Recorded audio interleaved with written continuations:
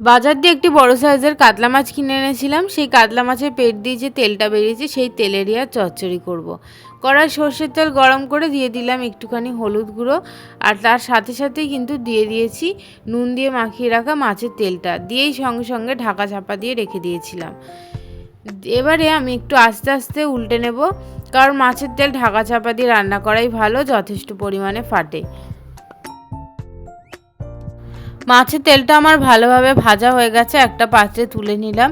এবার ওই তেলেই কিন্তু দেব 5-6টা থেঁতো করে রাখা রসুনের কুচি আর একটা শুকনো লঙ্কা। একটা সুন্দর গন্ধ ছাড়লেই দিয়ে দেবো একটা মিডিয়াম সাইজে কেটে রাখা পেঁয়াজ কুচি।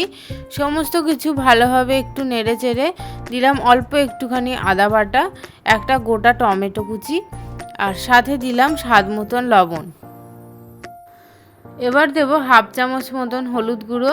প্রথমে যেহেতু তেলে হলুদ দিয়েছিলাম তাই এখানে অল্প হলুদ ব্যবহার করলাম, আর দিলাম হাফ চামচ মতন জিরে গুঁড়ো।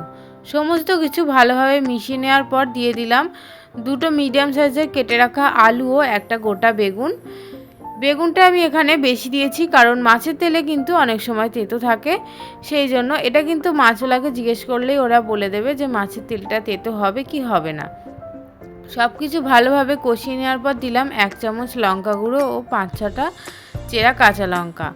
সব কিছু আবারও বেশ ভালোভাবে নাড়াচাড়া করে নেব। ভালোভাবে কষিয়ে নেওয়ার পর একটু তেল ছাড়লেই দিয়ে দিলাম সেদ্ধ হওয়ার জন্য জল। জল আমি এখানে অল্প করেই দিলাম, কারণ যেহেতু এটা একটু মাখা মাখা হবে সেই জন্য। আমি এখানে 10 মিনিট মতন ঢাকা চাপা দিয়ে রেখে দিয়েছিলাম। আলু একটু সিদ্ধ হয়ে যাওয়ার পর দিয়ে দিলাম ভেজে রাখা তেলটা।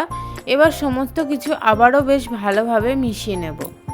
বেশ ভালোভাবে মিশিয়ে নেওয়ার পর আমার কিন্তু মাছের তেল চচ্চড়ি একদম সম্পূর্ণ রেডি হয়ে গেছে।